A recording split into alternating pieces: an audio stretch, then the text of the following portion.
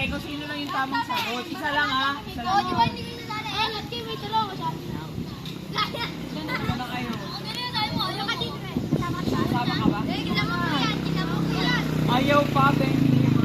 Wait na lang. Kasi niya ako isa daan. O ba't pagkatamang sagot mo lahat dito? Oo, Isang daan. ano naman sa gulo? Kakay ka? Sali ka? Sali ka na. Manguhula ka na naman ang sagot eh. Matungkol lang to kay Rizal, sa Pilipino, gano'n. Tapos, pagka, siyempre, may ikakwento nga kami sa inyo. Pagka nasagot nyo yun sa sinabi namin, bibigyan namin kayo ng premyo. 20 isang sagot. Okay? Game na? Game na? Game! Game! Next na po, isang position. Yeah! Yeah! Hindi na lang naman. Ako na rin maglalaro ako sa'yo. Ganun. Paunahan na magtaas. Paunahan, tapos Sino pinakauna magtaas ng kamay? Tapos kung tama yung sagot niya kayo, 20. Huwag mo galing ko ba? Kasali na nga kayo lahat dito eh. Okay. Kita ba kami? Kita? Ano? Oh, yun. Ulitin ko. Kami yung mga mag-aaral galing Marikina Polytechnic College. So, ako at ang aking mga kagrupo ngayon nandito para magturo sa inyo ng konting kaalaman patungkol kay Rizal at sa kanyang buhay at sa kasaysayan niya. Kaya ang magiging programa namin o mga i-share namin sa inyo patungkol sa buhay ni Rizal. Pag kayo nga, mga itatanong namin sa inyo patungkol lang dun sa mga i-share namin sa inyo. Pwede kayong sumagot kahit sino sa inyo, tapos bibigyan namin kayo ng premyo. It's na? Na? So, ako nga pala si Kuya Dave. Tapos, ngayon papakilala din sila isa-isa. Tapos, dapat kabisado nyo pangalan. Dapat mamaya pagkatapos ito, kabisado nyo lahat kami, ha? Dagdag 20 pag Kabisado kabisado yung ano. pagka nakabisado nyo kami lahat. Ha? Si Kuya Meron, Dok. meron, Kuya Dok. Gagawin, tirahan pa kayo. Basta yun. Pero bago tayo magsimula, mahalaga manalangin muna tayo. Saglit lang, tapos tsaka kami diretso sa gusto namin i-share sa inyo. Tara, dasal tayo. Lord, maraming salamat sa araw na to. Salamat sa binigay niyong oras para kami makapagturo sa mga batang ito na matututunan ang buhay ni Rizal. Salamat dahil ikaw ang aming bibigay gabay sa amin. Yun naman po, sa ngalan ni Jesus. Amen. So, ayun, ako nga ulit si Kuya Dave at magsisimula na kami para sa aming mga i-share sa inyo patungkol sa buhay ni Rizal. Simulan na ni Kuya Rain. Ito si Kuya Dog. Makilala muna ako kung pala si Kuya Rain. Bago tayo magsimula, sino nakakilala sa inyo kay Rizal? Kayo, para sa inyo sino si Rizal? Di ba ito counted ha? Bayani. Bayani ng Pilipinas. Ano pa? Tagapagtanggol. Ano pa? Doktor. Doktor. So lahat ng mga sinabi niyo tama. Pero bago natin talakayin yung mga ganung parte ng buhay ni Rizal, napaisip ko kayo kung paano rin si Rizal nung mga katulad niyo pa mga bata. Parang naisip niyo ba yun na kung ano yung mga ginagawa niya dati. Sulat. Balik ganito. Kung mababay tao, si Rizal. Bata, hindi.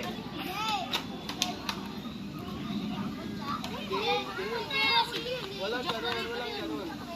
Balik ganito.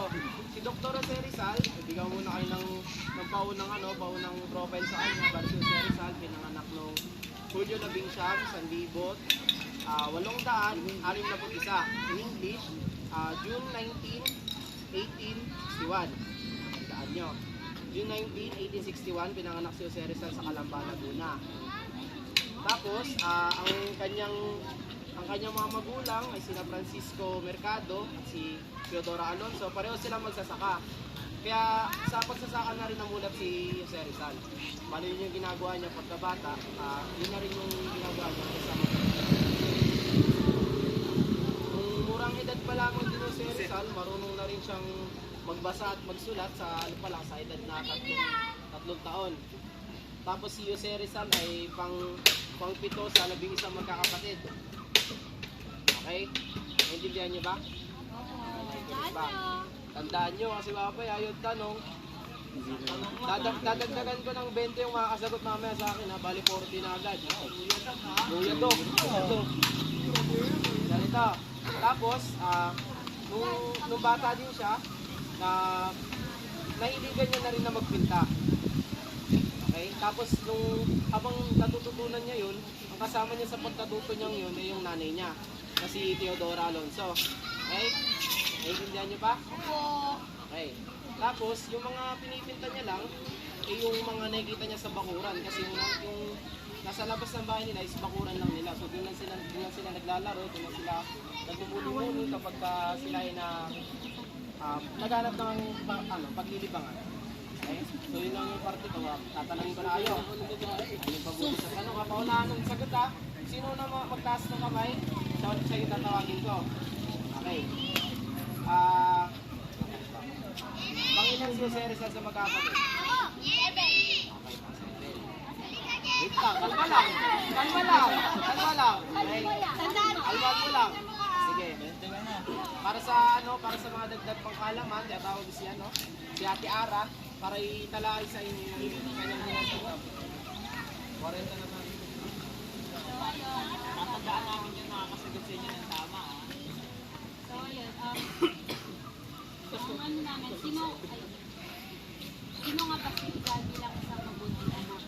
So, ayun, sabi nga, may mga katangian ng isang tao na minanamula sa kanilang mga magulang o ninuno. Si Rizal, isang halimbawa nito. Namana niya sa kanyang mga magulang yung pagmamahal sa gawa, tapos yung pagmahilig sa literatura. So, ayun, nahubog si Rizal bilang isang mabuting bata or anak. Tapos, Tabi mo na kayo eh. Agad. nahubog siya bilang isang mabuting pagpapagod pa rin, gumawa muna siya ng sulat para sa kanyang mga magulang. Gumawa muna siya ng sulat para salamat sa kanyang mga magulang bago siya mamatay o marilin. Bilang isang kabataan, dapat nating tularan si Rizal. Kasi, ayun na diba, naging isa siyang mabuting anak sa mga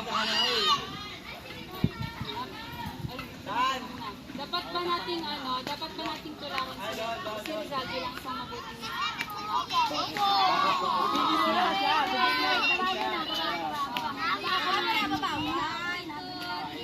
Tama! Bakit? Dahil po ay isa Tayo ka. tao. Tapos? Sa pagpapatuloy ng gagawin natin, tinatawagan ko si Ate Julie. Tandaan yung mga pangalan ha. Ayan. Ako si Ate Julian. And kukwento ko sa inyo ngayon ay tungkol sa edukasyon ni Rizal. Alam niyo ba na noong bata si Rizal ay siya ay isang batang masipag at matalino. Tapos, nung maliit pa lamang siya, gusto niya mag-aaral. Tapos, isang maliit na paaralan, doon siya natutong magsulat at natutong magbilang. Tapos, habang siya ay lumalaki, gusto niya pang matuto ng marami. Kaya naman, siya ay nagtungo sa Universidad ng Santo Tomas. Tapos,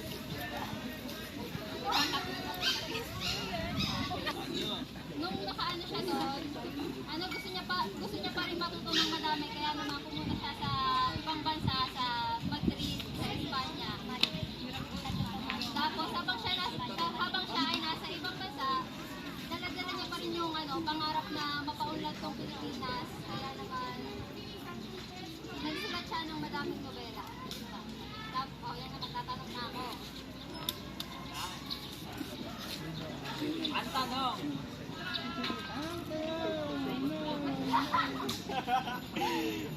Natandaan niyo ba lahat? Yes, sir! Saan bansa pumunta si Rizal? Madrid!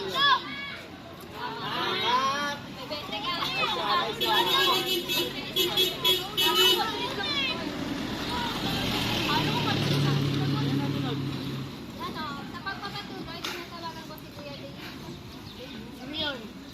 Ako pala yan. Ngayon, sa aking ilalahad naman na pag-aaral patungkol sa buhay ni Rizal, di ba alam niyo na, nasabi niyo nga kanina, si Dr. Jose Rizal ay isang bayani. Tama? Oh. Bukod sa kanya pagiging bayani, ano ulit yung naging trabaho niya? Wala. Ano, sabihin niyo, di ba yung tanong? Doktor. Doktor, tama yun, di ba? So, yun, tama yun. Si Dr. Jose Rizal ay nag-aaral sa medisina, sa kursong medisina para maging doktor.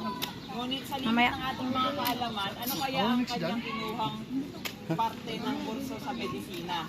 Kaya, nais ko sa inyo sabihin na kanyang kinuhang kurso o parang ano yung mismo kinuha niyang pang-medisina, yun ay tawag ay sirohano sa mata.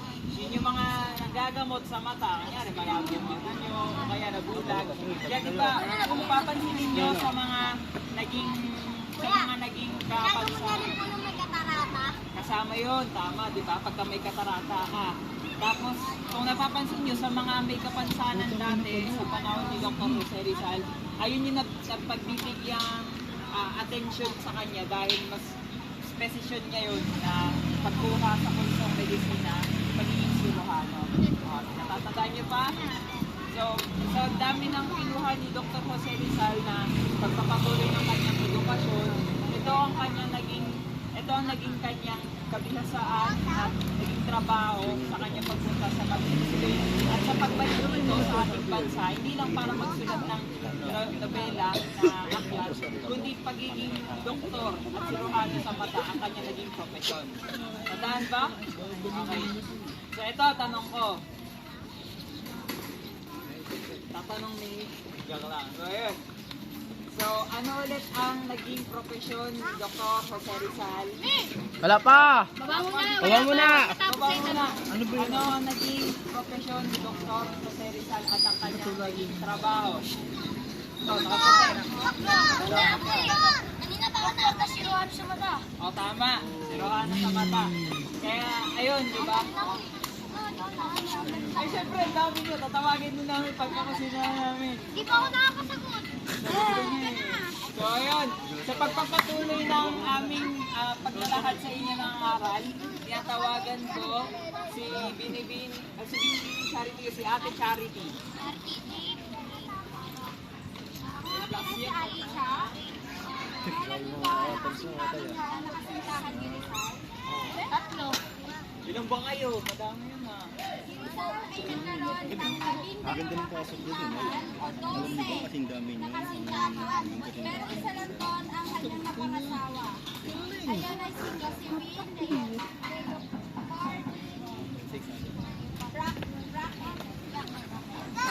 Si Josephine ay anak ni James Bracken at Elizabeth Brackbride. Si Rizal at si Josephine ay nagkaroon ng anak, ngunit nahulog ito 8 buwan na lamang sa sinapupunan ni Josephine.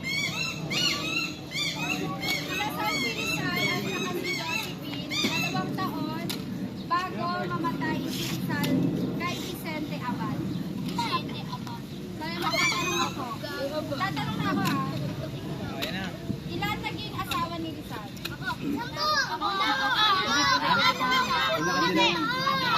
Isa. Bakit? Sa'yo ni. Dapat ano yung jowa yun? Jowa yun. Sinusuntahan ng Ano yung dami? Oh, magdadagdag ka pa pa ng tanong. Baba mo na! Okay, wait lang. Baba muna, baba muna. Parang ikaw.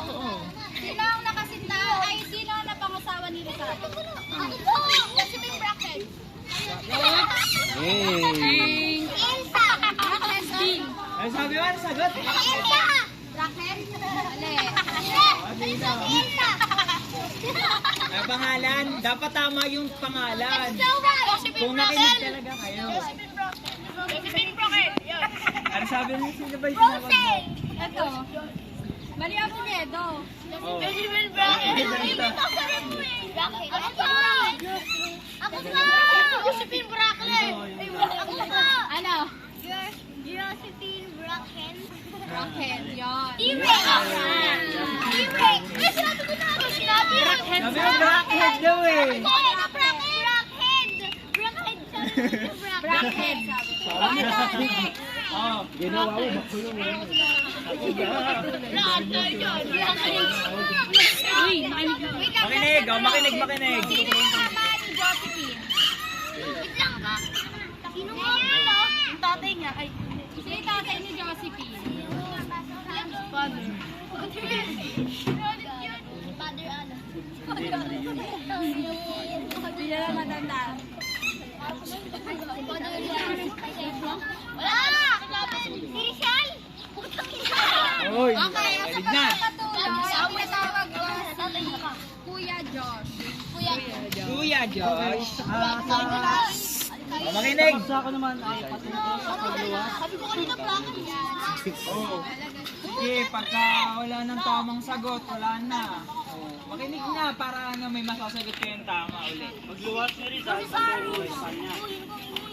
Noong Hunyo, 26, 18, 82, inalakbay niya si Rizal patungong Espanya mula ang tabay nila upang pagpatuloy ang pag-aaral ng medisina. Inalakbay niya si Rizal sakay ng barkong Salvadora at inalakbay niya ang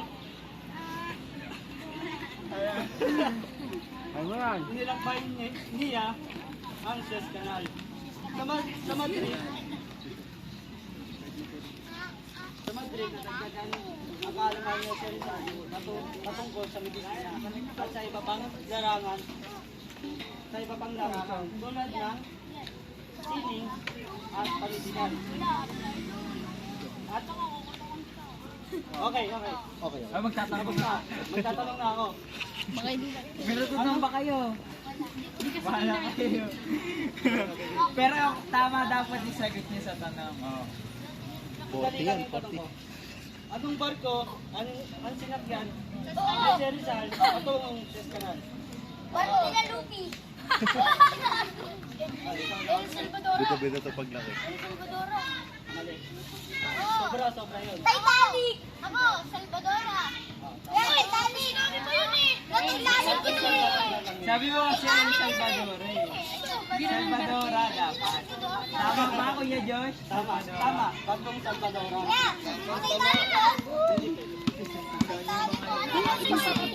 Uy, sa pagpapatuloy natin tama kayo. Sino na? Ako na? Hindi pa. Oh, next ako sa iyo. Oh, tandaan niyo yung mga nasasagot yung tama para mabilang niyo ah.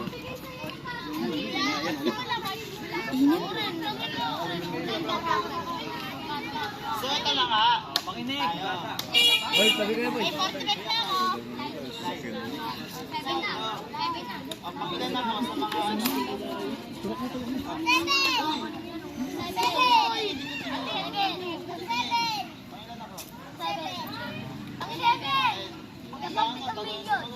Pakilan ako. Ano yung uling paksa? Ano yung uling binanggit? Tungkol saan? Ano meron ka? Salvadora. Ay, barko! Isang na barko. Pabalik sa Pilipinas. Pumunta sa Suez Canal. Tama, sa Canal. Yeah, madami na tayo nabanggit yung sa Rizal. Ngayon, pupunta tayo sa larangan yung sa Rizal. Landok yun. Ano ba larangan? Wag na. Ako. Pag sa medisina, isang magnulat. Isang magaling na Writer. magaling magsulat. Magaling gumawa Gawa ng ng comics. nobela. Tapos yung dalawang nobela na gawa niya ay dalawang sikat. Video kami. At Espiritus Cristo. And Filipino. Boosters. Pwede Pwede mo nga lapitan.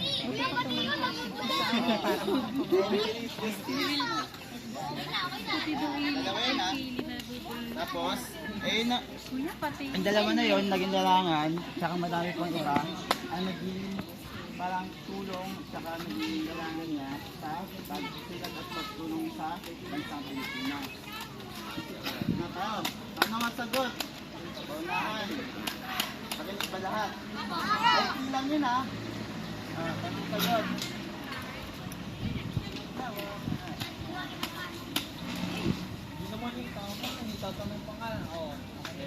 Okay, hindi ko tinawag yung gawa. Nakarek. Sige, ano nga sagot? Unahan. Ano yung pangalawang nobelang sinabi ko? Tama ah, ayoko ng bulol.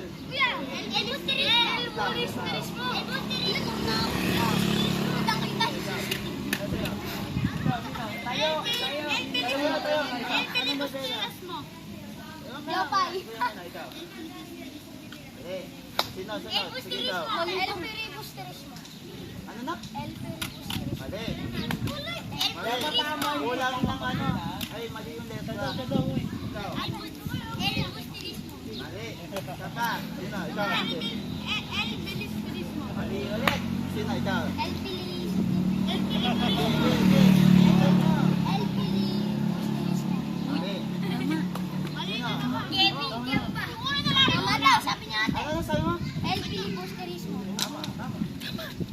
Eh, sabi ko kanina! El Filibusterismo! Sabi ko kanina, kuya! Ang tama sagot. El Filibusterismo. Iba ang P sa FP. Kasi kung sinulat mo sa libro yun, letter F.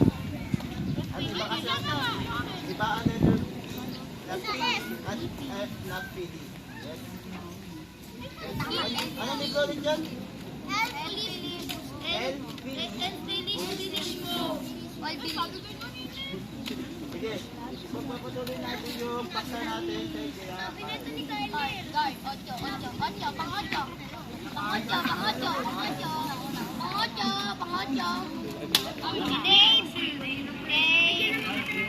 Parinig mo sa kanila.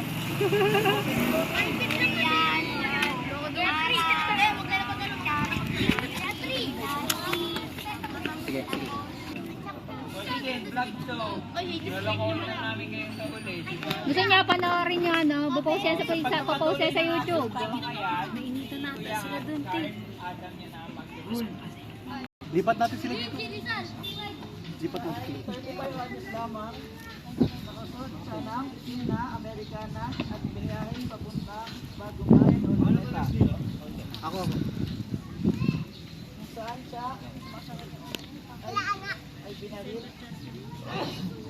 Inikot ni Rizal ang kanyang katawan at siya ay tinamaan ng manaharap sa araw at sa taong bayan. Mga Pilipino sundalo ang pumatay kay Rizal. Sa 7:03 ng umaga, pumatay si Rizal. Ang kanyang huling salita ay consumatum est.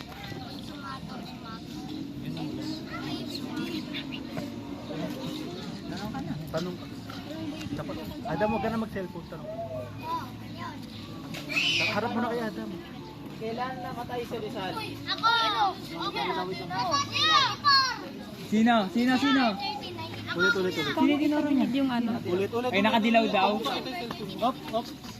Mali, 1896 yun eh. Ano? Ayan, sige ulit. Ulit yung tanong, Tanong mo ulit. Kailan namatay si Rizal? Ako ba? Ilan na si kuya? Kuya! Ay, tamang sagot. December 8, 1896. Ah, December 30, 1986. Galing. Tama ko, 1896. Tama ako Tama. December 30 nga, tama na yung sagot December niya. 30. Pagpapatuloy ng pagtatalakayan ay si Kuya Jacob. Oh, makinig. Oh, next na. Si Kuya Jacob na ang ating... Yung tatalakayan natin, ano siya? About siya sa akda ni Rizal. May idea ba kayo about sa mga akda ni Rizal? Akda, yung mga sinulat niya. Ano, nori ni Tangir eh. Ano? El Filibusterismo. Merong ano, may 5 akda daw si Rizal. Yung una daw, yung which is, yun yung unang sinulat ni Rizal pagkagaling niya galing sa Europa pagkatapos niyang mapag-aral. Yung akda daw na No Limit Tangere, ang ibig sabihin ng No Limit Tangere sa English ay touch me not. Touch me not, touch me not, touch me not. Lima yung ano niya akda, nakatandaan niya lima. Lima, five.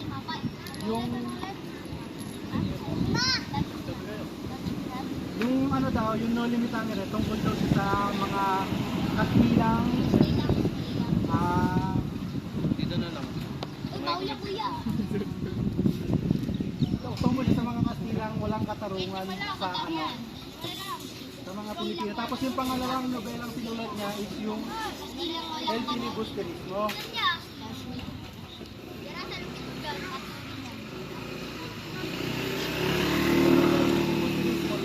Yung sa sulat ni Rizal na El Filibusterismo, doon kinaita ni Rizal yung pagka-display niya sa kolonyal na Kastila. Yun, tapos yung pangatlo is yung ultimi adios siya. Yung ultimi adios, isa siyang tula na sinulat ni Rizal noong ika-30 ng Disyembre, 1896 or December 30, 1896 bago siya bitayin ng mga Kastila. Tapos yung isa pang ano ni Rizal, tapos yung pinakahuling ano ni Rizal, yung La Indolencia de los Filipinos, yun yung sanaysay ni Rizal na tumatalakay sa issue ng mga katamaran ng mga Pilipino. Ayun. Yung tanong ko, ilan yun, di ba? Ilan, wala pa to sa tanong ha. Ilan yung akda ni Rizal? Lima. Yung una, LTV, ay yung No Limit Tangere. Ano sa Tagalog ang No Limit Tangere?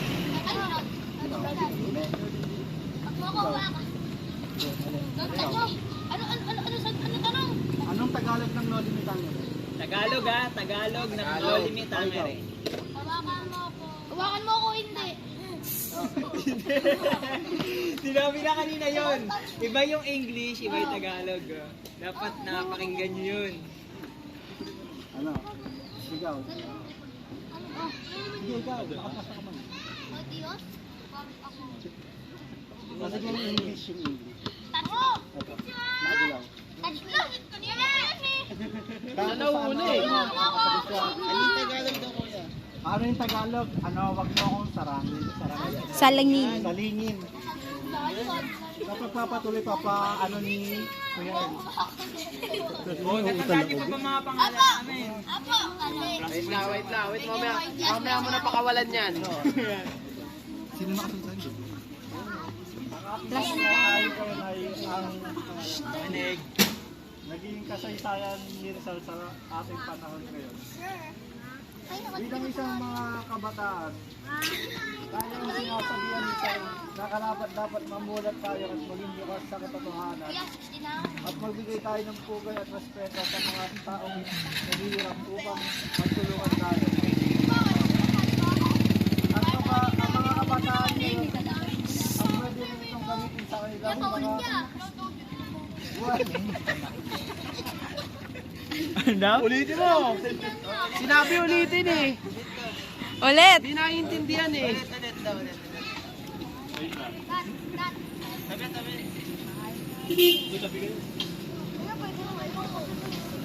Abalik si Aaron. Uli na pagtatanong. Siyempre, ito tayo uli na may tanong sa inyo na masasagot nyo. Okay, makinig. Upo. Kaya nga ako kakayanin pa ng oras natin. Ayan. Kaya, makinig na muna kayo. Ito sa atin para kayo pa. Yung?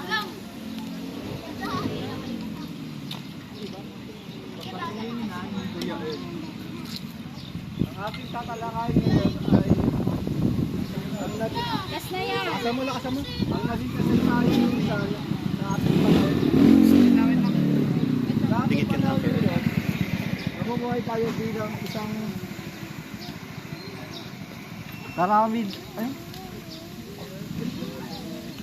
Kadami-dami mga kabataan. Tayo ang sinasabihan ni Rizal, dapat mamulat tayo at maging bukas sa katotohanan at magbigay pugay at respeto sa mga taong mahirap upang magtulungan tayo. Ang mga kabataan ngayon, ang pwede rin itong gamitin sa kanilang mga buhay sa pamamagitan ng respeto sa kanilang kapwa. Ang mga sinulat ni Rizal ay napakaraming mga pananaw at impormasyon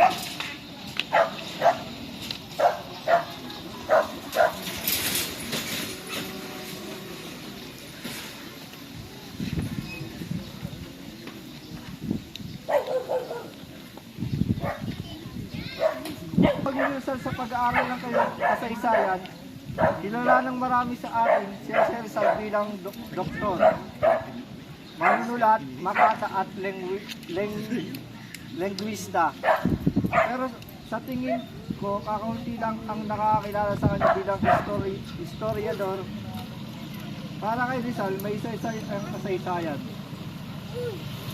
Tatanong na ako. Katanong na raw. Sana may natutunan ko. Okay, sagot na dito. Yat.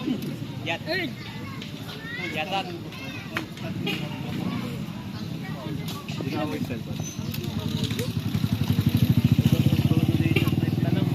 Ito na yung tanong ah. Ayun na yung tanong.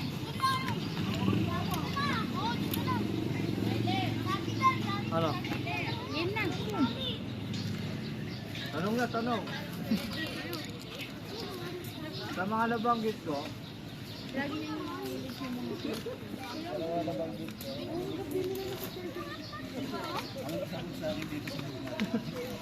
Ano yung nalang kamo kung ano yung topic niya? Anong topic na lang? Cut mo muna. itong topic ko na sinabi. Tungkol sa kasaysayan. Kompleto dapat. Ay, pwede yung kompleto? Okay siya, parang yan. Ano? Isa pang di ko na yun. Yun lang. Ito tanong, yung makakasagot, minus 20 ah. Oh, pahig kayo. Anong ganun? Hindi, ito na lang, tanong na. Oh, ito yung huling tanong para sa lahat ng ano yung kahalagahan ng buhay ni Dr. Jose Rizal at ng kanyang mga aral at akda sa kasaysayan ng panahon natin? Nauna yun, yung naka-blue. Sige.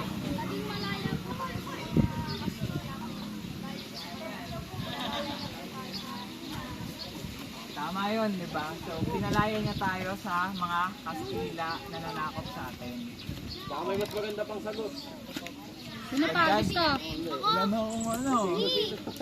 Uy, ako! Additional. Charity. Ako nagbigay. Sige, ikaw na magtanong. Oh, sige. Ano yun sa'yo? Ano yung natutunan mo? Mga kapatid, kailangan ko kung ano Tama yun. So, dapat lahat tayo mulat sa katotohanan. Ano sasabihin at ako sa inyo mamaya? Dr. Jose Rizal. Wala sa kanyang buhay and sa kasaysayan natin. Hindi, parang nabodol tayo May ng mga natutunan ba kayo sa May sasabihin nga ako sa inyo mamaya.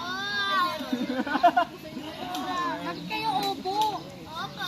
Isa pa. Opo. Taas! Iwit ako! Oh, yan pala may tutunan niya. Sana makatulong yung mga tinuro namin sa inyo sa pag-aaral. Dapat ilan mo yung bago sabihin na rin.